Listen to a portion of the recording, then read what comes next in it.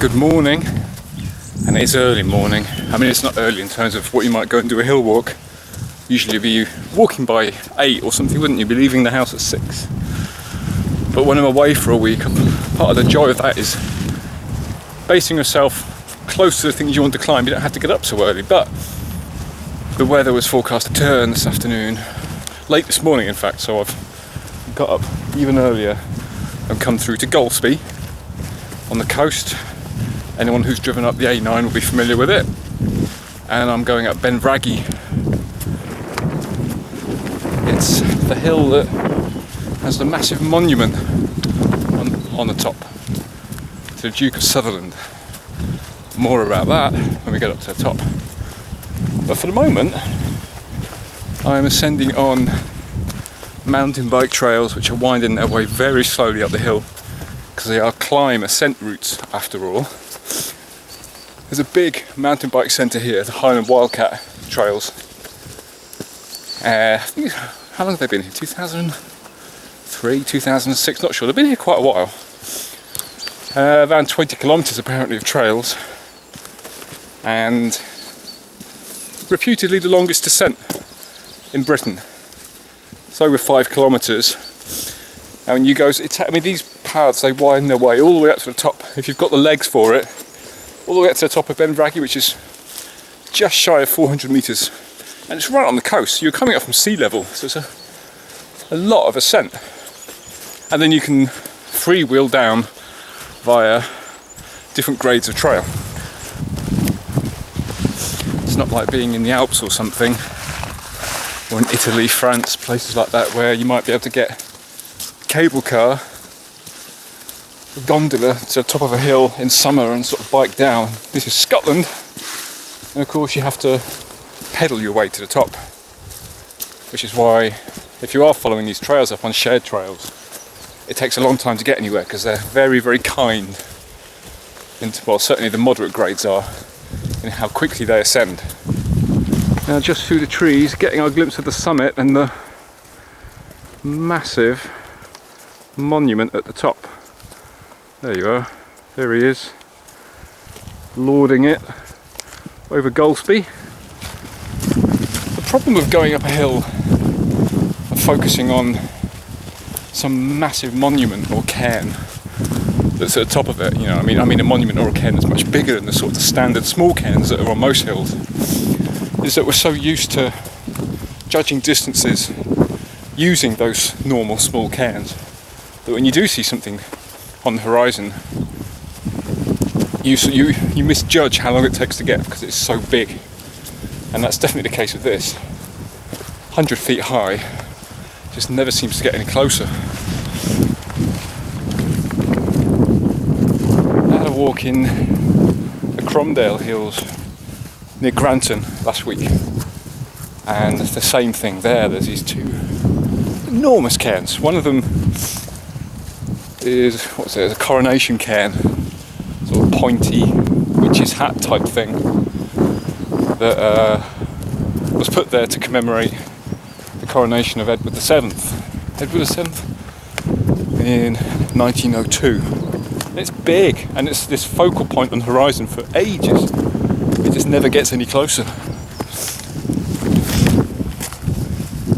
And the other one was Jubilee Cairn, made 1887 for Victoria's Golden Jubilee, and that's even bigger. And it just seems to sit on the horizon for ages, never gets any closer. So it's great. I really like sort of coming across these big monuments and cairns and memorials, whatever. Nice things to see on the hill, you know, culture, history. It's nice to have things like that. But when they're massive, it does sort of play with how your mind's interpreting signs on the hill and judging distance and things like that. A really lovely setup here though. I mean, this is a blue ascent. It's very, very kind actually. I've got an 8-speed bike, and I could do with some more gears really, but I could probably get up this. It takes a massive amount of work though to put something like this in place. usually sort of it's the result of having a small band of people who are desperate to have a facility like this on their doorstep, trying to get people together for volunteering and giving away their evenings and their weekends, getting the money together, getting funding, crowdsourcing, whatever it's called. So it's a huge undertaking. So if we've got 20 kilometres of trails here, is impressive really. See, he's not getting any closer. Although to be fair, we are skirting around the side of the hill, so.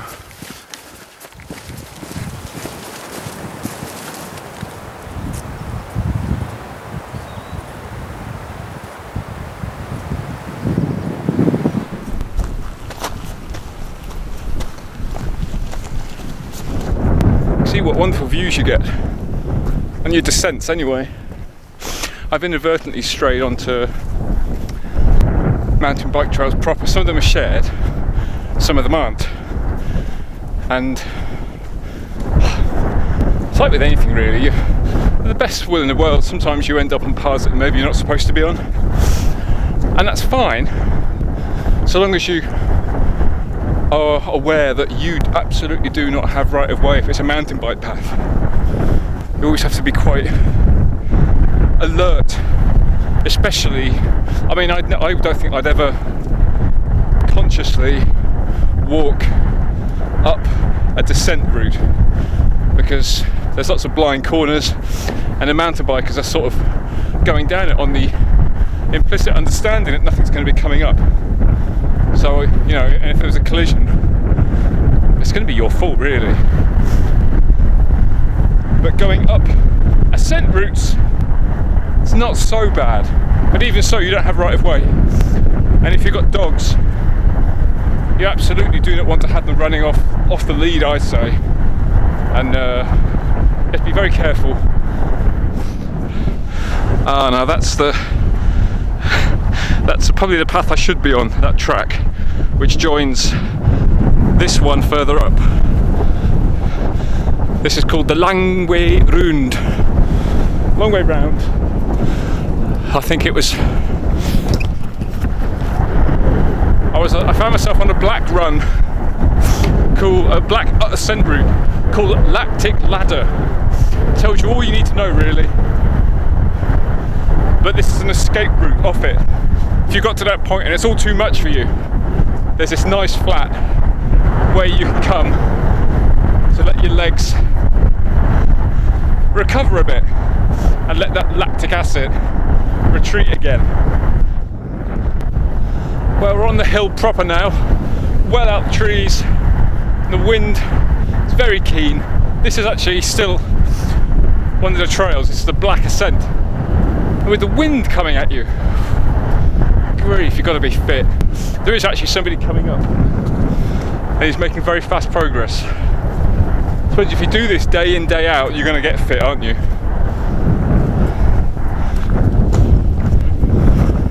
Well, there he is. He's been absent for the last 20 minutes or so, quite miraculously being able to hide behind the hill, despite being so massive.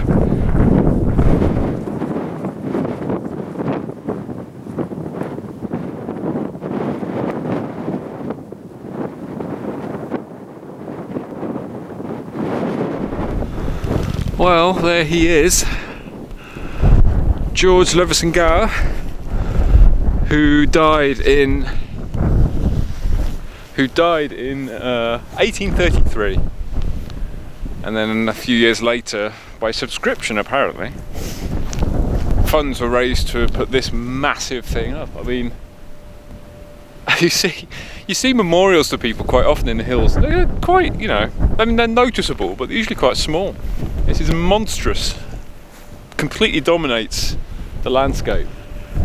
It's hard to sort of think of a more controversial figure. I mean, you'd be hard pressed to find many more controversial figures in Scotland, really. The Marquis of Stafford wasn't actually his lands to inherit by all accounts. It was the daughter of the Earl of Sutherland. She, I'm not quite clear on why, because most inheritance passes to the male line, doesn't it? But she inherited her dad's lands, Sutherland essentially. Married him and he became the first Duke of Sutherland. And again, he is a name that's cropped up again and again in these blogs, because doing things in Sutherland, like it was down in Glen Calvy the other day, you can't help but encounter his name, the Duke of Sutherland, and the clearances and what happened. I mean, there are two views on the matter. The one was sort of that economically, socially, the landowners and these ones sort of saw what was happening in the interior with the sort of subsistence lifestyle that a lot of their tenants had, and thinking that it just wasn't viable and it wasn't sustainable in the long run, and so they thought it was their benevolent duty to sort of move people off into the coast. And then of course there's the other view, which is sort of more common these days, is that no, it was, people had a responsibility to their tenants, could have done more, but in the end it was pure and simple money that made people sort of move people off their land. There was so much. I mean, it's far too complicated a subject to go into really in depth here, but I mean, there was a lot of things going on. The agricultural revolution off the back of the industrial revolution, and the sort of sheep wool being needed, having a high price down south in the industrial cities. I mean, lots of sheep were needed, and it certainly was more profitable to have sheep. And then many tens of years later, deer as well. So there were sort of waves of clearances of people being cleared off the land. But it had been going on a long time since after 1746, the Jacobites and everything. Clearances had been happening, partly as a way of subjugating the Highland culture and Gaelic language and culture and all that sort of stuff, and people being forbidden to play bagpipes and wear kilts. That was all part of it, certainly to start off with. But then, economics came into it eventually in the end, and it'd been going on a long time. And by the time these two came into their ascendancy, we'd been at war with France for a long time, and the kelp industry on the coast has sort of kept people, kelp and cattle had kept people, financially solvent to an extent, inland and on the coast. But after peace with France, and goods were more readily available, I suppose. I don't know if that's what it was, but I'm assuming it's because goods were more readily available elsewhere. The kelp and cattle markets sort of collapsed to some extent, and that left people destitute. And there was a view that the population was just in the Highlands couldn't be sustained at the levels it was at. So there was this mass movement of people from the interior to the coast in large part. I mean, some people were kept on if they could sort of be shepherds and things. I think some people were kept on. And that's why you've got scattered communities still in the interior. But a lot of people were moved to the coast. Some people were sort of tried to be sort of set up new lives as fishermen. None of them. A lot of them probably wouldn't have fished in their lives, and you're expected to sort of go down to the coast to make a living out of it, which obviously wasn't for many people. And eventually, the economics of it all, it was just. I gather it was just going to be cheaper in the long run to pack people off on boats and send them off. Pay for them to emigrate, get rid of them. That's I suppose that's the established view these days, is that that's what it was all about. It was about economics and just finding more profitable ways to use the land use the Highlands. And Sutherland in particular was brutal, and lots of people were burnt out their homes. It was little or no notice. I mean, some of them were giving a few months' notice, and they all knew what was happening. But lots of people, obviously, as you'd refuse. It's your home. So people didn't move, and it wasn't him or his wife themselves that did it, but they did appoint a factor and they were quite ruthless, apparently, the people they employed in actually getting rid of people. So it's the thing, isn't it? You might not have been. It's I was only following orders, but who gave the orders? This statue is controversial to this day. I mean, it's been here over 130 years. There was a petition not so long ago to sort of have him removed from the top and have maybe a Celtic cross or something put on the top as a memory to the people who were evicted off the lands. And the clearances in general, apparently about 150,000 people were cleared off the land in a space of just over 100 years. About 70,000, maybe more of those people were, well, mostly, I can't imagine most people did it voluntarily, but emigrated, went overseas to the new colonies. And there are repeated attempts to knock it down. I think there was one that was newsworthy maybe 6 years ago, where quite a few of the sandstone blocks have been sort of removed. Terribly risky thing to do. I mean, you can't imagine just removing a few would make it topple, but this is a popular place. It's not probably the best idea to sort of have it topple and flatten people. But it shows, just how high feelings still run on the matter. You know, it's difficult. I don't think that ripping it down necessarily is the answer. History's happened. It's done. It's happened. You can't ignore it. And I can understand it can grate somewhat to have this massive, great big thing lording itself over your town. But it's a talking point. It's a discussion point. It keeps that debate going in a way. I mean, just 20 minutes ago, I stopped to chat to that biker who was coming up behind me.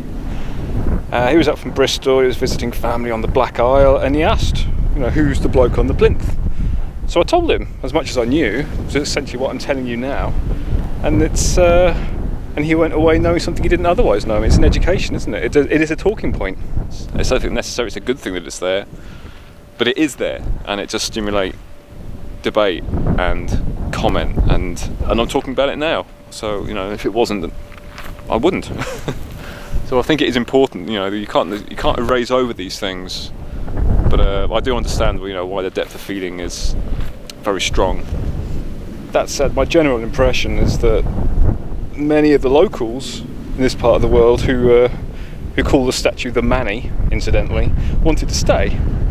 And that it tends to be folk who live much farther afield or overseas who want it ripped down. So make of that what you will. Obviously it's a complex issue. Anyway, way down there is Golspie, and that's looking north up the coast. So the next town you have up the coast will be Brora. Further up you go, eventually you'll have Helmsdale all the way up there, and of course that coast goes all the way up to Thurso and Wick. And then this way, down there is Loch Fleet National Nature Reserve, and way off in the distance down there, Golden Sands, is Dornoch. So further over there you've got the Black Isle, Cromarty, Murray, all over that way. I'd always wanted to come up here because the number of times I've driven up to Kimbrace, so I've come up here, up the A9, which goes right along the coast, and it's just one of those hills that is so prominent, and especially with that thing sat on the top, it's one of those ones you think, I must go up there, it must be an amazing view. So I've wanted to come up here a long time, so I'm really pleased I've come up. And it is a huge, expansive view. It's really murky today though, which is a shame, because the views apparently, we can well imagine how massive the views are, being right on the coast. See all the way up to the north, all the way to the Cairngorms, and apparently you can see all the way to the other side as well, to the coast on the other side, which shouldn't be too surprising really, because this is pretty much one of the narrower points of the country really, between Dornoch and whatever's on the other side. I forget what's on the other side now. Assynt, Ullapool, that sort of side. Wonderful view though. Well, it's looking a little sunny just now, but there's spots of rain coming, and you can see it's looking very murky over there. That did say what was going to happen actually. It's 11 o'clock, which is about the time they said that the finer weather would be on its way out. And that's what's happening. See, the weather's coming from that way today. It's the murk and drizzle coming, so I'm glad I've got this out of the way today. And next I think I'll go down to Loch Fleet and potter around maybe at Dornoch on the beach for a bit.